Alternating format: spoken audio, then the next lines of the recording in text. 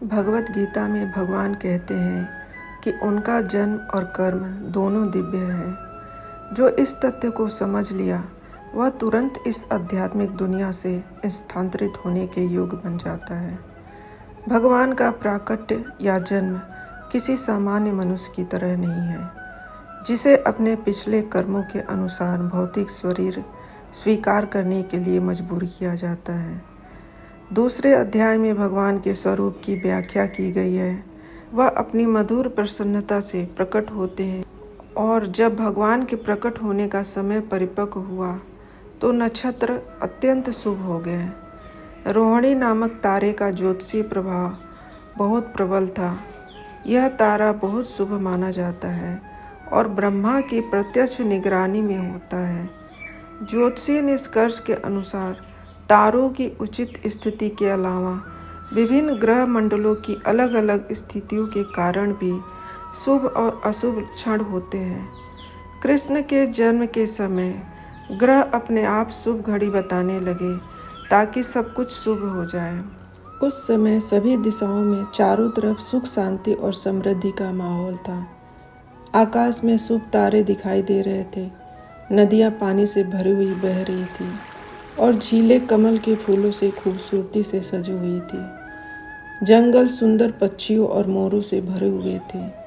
One के सभी पक्षी मधुर स्वर में गाने लगे और मोर अपने साथियों के साथ नृत्य करने लगे।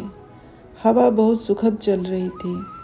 विभिन्न फूलों की सुगंध लेकर शारीरिक स्पर्श की अनुभूति बहुत सुखद थी। घर पर ब्राह्मण जो अग्नि में आहुति देने के आदी थे, उन्हें अपने घर प्रसाद के लिए बहुत सुखद लगने लगे थे।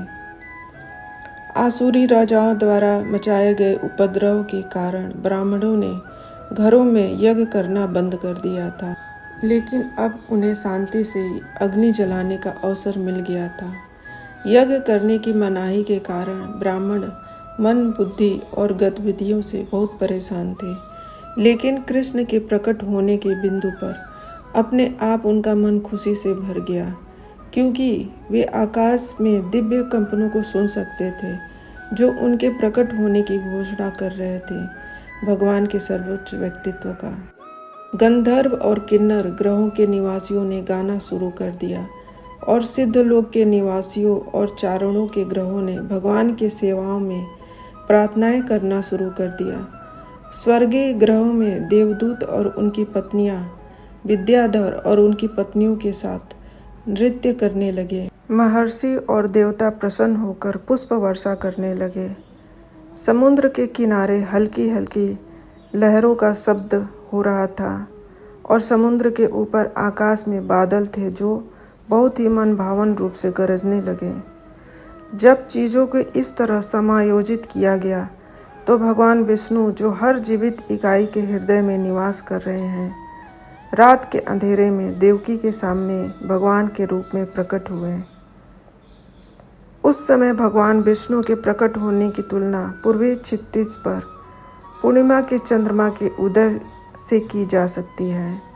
यह आपत्ति उठाई जा सकती है कि चूंकि भगवान कृष्ण घटते चंद्रमा के 8वें दिन में प्रकट हुए थे, इसलिए पूर्णिमा का उदय नहीं हो सका। इसके उत्तर में यह कहा जा सकता है कि भगवान कृष्ण उस वंश में प्रकट हुए जो चंद्रमा के वंश में है। इसलिए हालांकि चंद्रमा उस रात अधूरा था, क्योंकि उस राजवंश में भगवान की उपस्थिति के कारण चंद्रमा स्वयं मूल व्यक्ति था। चंद्रमा अत्यधिक प्रसन्न स्थिति में था। वासुदेव ने उस अद्भुत बालक को देखा जिसके 4 हाथ थे, जिसके हाथ में शंख, गदा, चक्र और कमल का फूल था, जो श्रीवत्स चिन्ह से सुशोभित था। कौस्तुभ रत्न का रत्न जड़ित हार पहने हुए था, पीला रेशम पहने हुए था और अपने पूरे शरीर पर वैदुर्य रत्न से सुसज्जित मूल्यवान कंगन, बालियां और इसी तरह के अन्य आभूषण पहने हुए थे और उसके सिर पर प्रचुर मात्रा में बालों से सुशोभित थे। बच्चे की असाधारण विशेषताओं के कारण वासुदेव आश्चर्यचकित रह गए। एक नवजात शिशु को इतना सजाया कैसे जा सकता है। इसलिए वह समझ गए कि भगवान कृष्ण अब प्रकट हो गए हैं। वासुदेव सोच रहे थे कि लोग इस अवसर को खुशी के साथ मनाते हैं और मेरे घर में, हालांकि मैं कैद में हूँ, भगवान के सर्वोच्च व्यक्तित्व ने जन्म लिया है। मुझे इस शुभ समारोह को देखने के लिए कितने लाखों करोड़ों बार तैयार रहना चाहिए। जब वासुदेव अपने नवजात शिशु को देख रहे थे तो वह इतने खुश हुए कि उन्होंने ब्राह्मणों को हजारों गाय दान में देनी चाहिए। वैदिक व्यवस्था के अनुसार जब भी क्षत्रिय राजा के महल में कोई शुभ समारोह होता है तो खुशी से राजा बहुत सी चीज़ें दान में देता है। स्वर्ण आभूषणों से सुसज्जित गायों को ब्राह्मणों और ऋषियों को सौंप दिया जाता है। वासुदेव कृष्ण के प्रकट होने का जश्न मनाने के लिए एक धर्मार्थ समारोह करना चाहते थे, लेकिन क्योंकि वह कंस के जेल की दीवारों के भीतर बंधे थे, यह संभव नहीं था। जब वासुदेव को विश्वास हो गया कि नवजात शिशु स्वयं भगवान थे, तो उन्होंने हाथ जोड़कर सिर झुकाया और उनकी प्रार्थना करने लगे। उस समय वासुदेव दिव्य स्थिति में थे और वे कंस के सभी भय से पूरी तरह मुक्त हो गए। जिस कमरे में वे प्रकट हुए, वहाँ नवजात शिशु भी अपनी चमक बिखेर रहा था। फिर वासुदेव ने प्रार्थना करना शुरू किया। मेरे प्रिय प्रभु, मैं समझ सकता हूँ कि आप कौन हैं। आप परम भगवान हैं, सभी जीवों के परमात्मा और परम सत्य हैं। आप अपने शाश्वत रूप में अवतरित हुए हैं, जिसका प्रत्यक्ष अनुभव हमें हो रहा है। मैं समझता हूँ कि चूंकि मैं कंस से डरता हूँ, इसलिए आप मुझे उस डर से मुक्ति दिलाने के लिए प्रकट हुए हैं। आप इस भौतिक संसार से संबंधित नहीं हैं। आप वही व्यक्ति हैं जो भौतिक प्रकृति पर नज़र डालकर ब्रह्मांड की अभिव्यक्ति करते हैं। कोई यह तर्क दे सकता है कि भगवान जो अपनी दृष्टि मात्र से संपूर्ण ब्रह्मांड की रचना करते हैं, वासुदेव की पत्नी देवकी के गर्भ में नहीं आ सकते। इस तर्क को मिटाने के लिए वासुदेव ने कहा, हे भगवान, यह कोई बहुत अद्भुत बात नहीं है कि आप देवकी के गर्भ से प्रकट हुए हैं, क्योंकि सृष्टि भी इसी तरह से बनाई गई थी। आप महाविष्णु के रूप में कारण सागर में लेटे हुए थे और आपकी सांस लेने की प्रक्रिया से असंख्य ब्रह्मांड अस्तित्व में आए। फिर आपने गर्भोदकशायी विष्णु के रूप में प्रत्येक ब्रह्मांड में प्रवेश किया। फिर आपने स्वयं को क्षीरोदकशायी विष्णु के रूप में विस्तारित किया और सभी जीवित प्राणियों के दिलों में और यहाँ तक कि परमाणुओं में भी प्रवेश किया। अतः देवकी के गर्भ में आपका प्रवेश इसी प्रकार समझ में आता है। ऐसा प्रतीत होता है कि आपने प्रवेश कर लिया है, लेकिन साथ ही आप सर्वव्यापी भी हैं। हम भौतिक उदाहरणों से आपके प्रवेश और अनावेश को समझ सकते हैं। कुल भौतिक ऊर्जा 16 तत्वों में विभाजित होने के बाद भी अछूड़ रहती है। भगवत गीता में भी कहा गया है कि भगवान ब्रह्म तेज के आधार हैं, अतः मूलतः वही प्रत्येक वस्तु का मूल कारण है। लेकिन जो लोग कम बुद्धिमान हैं, वे सोचते हैं कि जब भगवान इस भौतिक संसार में आते हैं तो वे भौतिक गुणों को स्वीकार करते हैं। ऐसे निष्कर्ष बहुत ही परिपक्व नहीं होते, बल्कि कम बुद्धिमानों द्वारा निकाले जाते हैं। भगवान का परम व्यक्तित्व प्रत्यक्ष और अप्रत्यक्ष रूप से हर जगह विद्यमान है। वह इस भौतिक सृष्टि के बाहर भी है और वह इसके भीतर भी है। वह इस भौतिक सृष्टि के भीतर न केवल गर्भोदकशायी विष्णु के रूप में है। हे भगवान, आपका प्रकट होना, अस्तित्व और गायब होना भौतिक गुणों के प्रभाव से परे है। चूँकि आपका अधिपत्य सर्वोच्च ब्रह्म है और हर चीज़ का नियंत्रक है, इसलिए आप में कुछ भी अकल्पनीय या विरोधाभासी नहीं है। जैसा कि आपने कहा, भौतिक प्रकृति आपकी देखरेख में काम करती है, ठीक उसी तरह जैसे कोई सरकारी अधिकारी मुख्य सरकारी अधिकारी के आदेश के तहत काम करता है। हे भगवान, आप सर्वोच्च नियंत्रक भगवान के व्यक्तित्व परम महान हैं, जो इस ब्रह्मांडीय अभिव्यक्ति के क्रम को बनाए रखते हैं। फिर भी आप सर्वोच्च नियंता होते हुए भी मेरे घर में इतनी कृपापूर्वक प्रकट हुए हैं। आपके प्रकट होने का उद्देश्य दुनिया के राक्षसी शासकों के अनुयायियों को मारना है, जो शाही राजकुमारों के पोशाक में हैं, लेकिन वास्तव में राक्षस हैं। मुझे यकीन है कि आप उन सभी और उनके अनुयायियों को और सैनिकों को मार डालेंगे। मैं समझता हूँ कि आप असभ्य कंस और उसके अनुयायियों को मारने के लिए प्रकट हुए हैं, लेकिन यह जानते हुए भी कि आप उसे और उसके अनुयायियों को मारने के लिए प्रकट होने वाले थे, उससे पहले ही आपके कई पूर्ववर्तियों आपके बड़े भाइयों को मार डाला।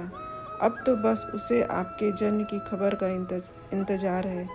जैसे ही वह उसके बारे में सुनेगा, वह तुरंत आपको मारने के लिए सभी प्रकार के हथियारों के साथ प्रकट होगा। वासुदेव की इस प्रार्थना के बाद कृष्ण की माँ देवकी ने उनकी प्रार्थना की। वह अपने भाई के अत्याचारों से बहुत भयभीत थी। देवकी ने कहा, मेरे प्रिय भगवान, आपके शाश्वत रूप जैसे नारायण, भगवान राम है, शीर्ष बराह, नरसिंह, वामन, बलदेव और विष्णु से उत्पन्न लाखों समान अवतार वैदिक साहित्य में मूल रूप में वर्णित है। आप मौलिक हैं, क्योंकि अवतार के रूप में आपके सभी रूप इस भौतिक सृष्टि से बाहर हैं।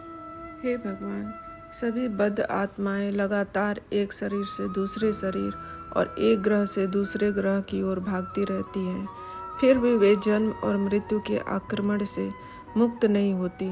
लेकिन जब इस भयभीत जीवों में से कोई आपकी चरण कमलों की शरण में आता है, तो वह भयानक मौत के हमले की चिंता किए बिना सो सकता है।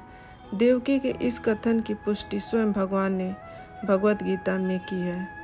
वहाँ भगवान कहते हैं कि ब्रह्मलोक से पाताल लोक तक पूरे ब्रह्मांड में यात्रा करने के बाद भी कोई व्यक्ति जन्म, मृत्यु, बीमारी और बुढ़ापे के हमले से बच नहीं सकता। लेकिन जो भगवान के राज्य में प्रवेश करता है, भगवान कहते हैं कि उसे भी फिर कभी भौतिक संसार में आने के लिए बाध्य नहीं किया जा सकता। इसलिए हे प्रभु, मैं आपसे अनुरोध करती हूँ कि आप मुझे उग्रसेन के पुत्र कंस के क्रूर हाथों से बचाएं। मैं आपसे प्रार्थना कर रही हूँ कि कृपया मुझे इस भयावह स्थिति से बचाएं, क्योंकि आप अपने सेवकों को सुरक्षा देने के लिए हमेशा तैयार रहते हैं। भगवान ने अर्जुन को आश्वासन देकर भगवत गीता में इस कथन की पुष्टि की है।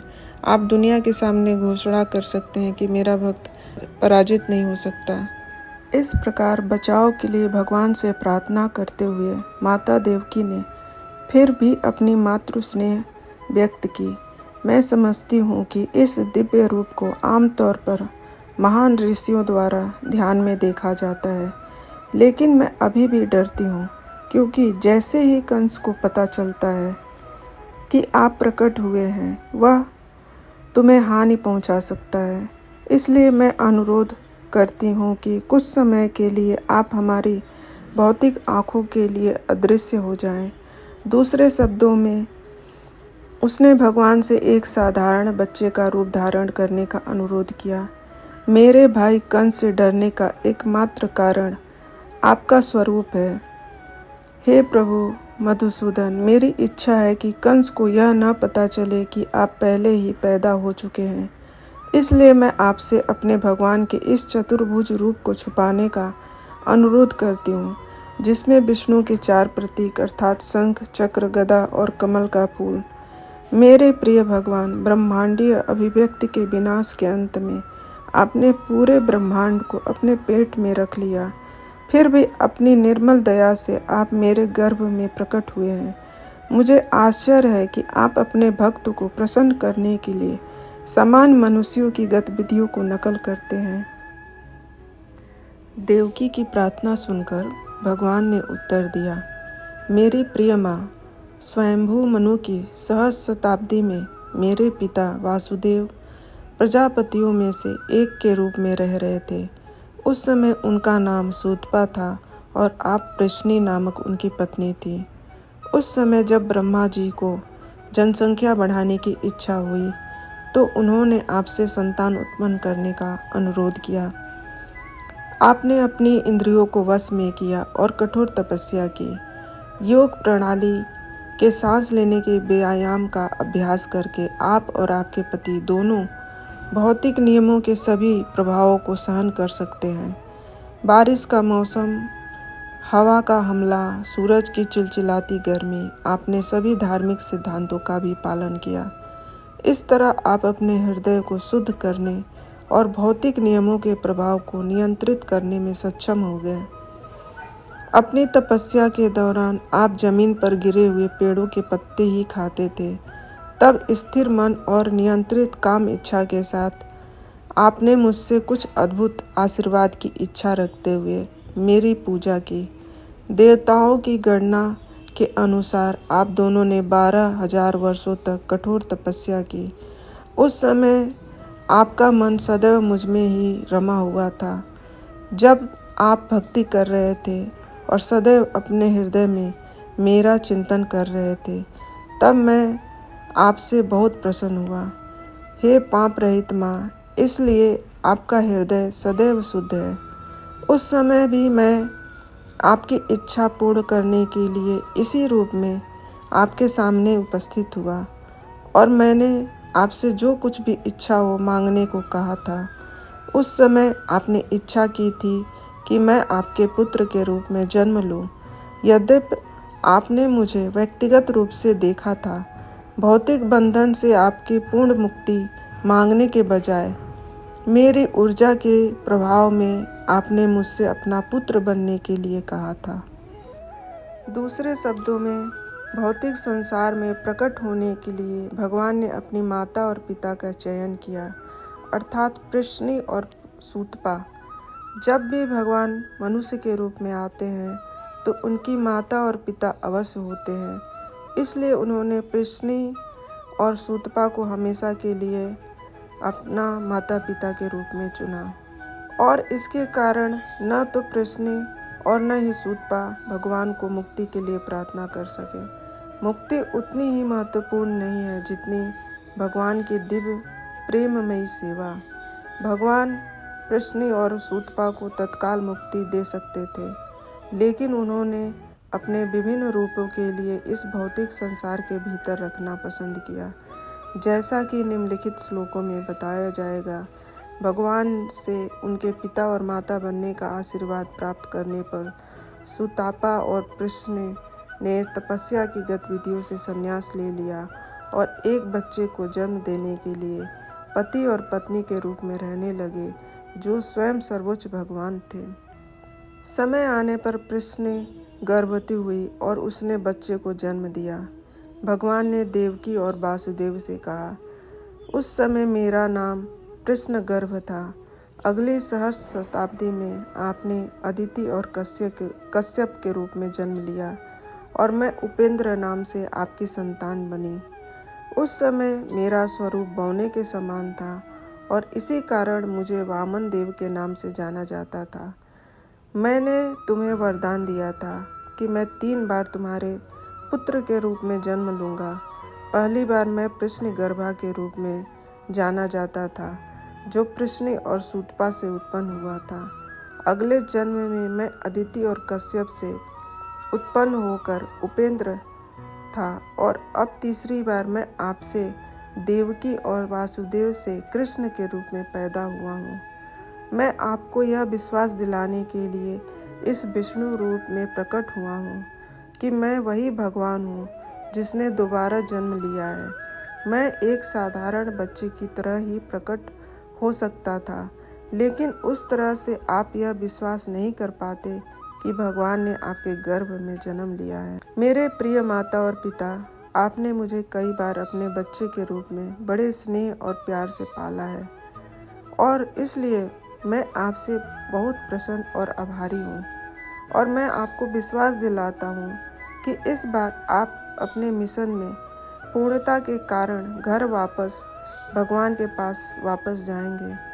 मैं जानता हूँ कि आप मेरे बारे में बहुत चिंतित हैं और कंस से डरते हैं, इसलिए मैं आपको आदेश देता हूँ कि आप मुझे तुरंत गोकुल लेके जाओ और यशोदा की अभी पैदा हुई बेटी से मुझे बदल दो। भगवान के आदेश पर वासुदेव अपने बेटे को प्रसव कक्ष से ले जाने के लिए तैयार हुए और ठीक उसी समय नंद और यशोदा के घर पर एक बेटी का जन्म हुआ। वह योग माया थी, भगवान के आंतरिक शक्ति। इस आंतरिक शक्ति योग माया के प्रभाव से कंस के महल के सभी निवासी, विशेष रूप से द्वारपाल, गहरी निद्र से अभिभूत हो गए और महल के सभी दरवाजे खुल गए। हालांकि वे लोहे की जंजीरों से बंधे हुए थे। रात बहुत अंधेरी थी, लेकिन जैसे ही वासुदेव कृष्ण को अपनी गोद में लेकर बाहर गए, उन्हें सूरज की रोशनी की तरह सब कुछ दिखाई देने लगा। कृष्ण को सूर्य के प्रकाश के समान कहा गया है और जहाँ भी कृष्ण है वहाँ पे अंधेरा नहीं रह सकता। जब वासुदेव कृष्ण को लेके जा रहे थे तो रात का अंधेरा गायब हो गया। कारागार के सभी दरवाजे अपने आप खुल गए। उसी समय आकाश में बादल गरजे और भयंकर वर्षा हुई। जब वासुदेव अपने पुत्र कृष्ण को गिरती हुई बारिश में लेके जा रहे थे तो भगवान शेष ने सर्प के रूप में अपना फन वासुदेव के सिर पर फैला दिया ताकि उन्हें बारिश से कोई परेशानी न हो। वासुदेव ने यमुना तट पर आकर देखा कि यमुना की पानी लहरों से गरज रहा था और पूरा क्षेत्र झाग से भरा हुआ था। उस उग्र रूप में नदी ने वासुदेव को पार करने के लिए मार्ग दे दिया, जैसे हिंद महासागर में भगवान राम को मार्ग दे दिया था जब वे खाड़ी पर पुल बना रहे थे। इस प्रकार वासुदेव ने यमुना नदी पार की। उधर वह गोकुल स्थित नंद महाराज के यहाँ गए, जहाँ उन्होंने देखा कि सभी ग्वाले गहरी नींद में सो रहे हैं। उन्होंने अवसर का लाभ उठाते हुए चुपचाप यशोदा के घर में प्रवेश किया और बिना किसी कठिनाई के उन्होंने वहाँ पैदा हुए नवजात बच्ची से अपने बेटे को बदल दिया। फिर चुपचाप घर में प्रवेश करके और लड़की के बदले लड़के का आदान प्रदान करके वह कंस की जेल में लौट आए और लड़की को चुपचाप देवकी की गोद में रख दिया। उन्होंने फिर से अपनी ऊपर से बेड़ियां कस ली ताकि कंस यह न पहचान सके कि इतनी सारी चीज़ें घटित हो चुकी है। माता यशोदा समझ गई कि उनके यहाँ एक बच्चे ने जन्म लिया है, लेकिन प्रसव पीड़ा से बहुत थक जाने के कारण वह गहरी नींद में सो गई थी।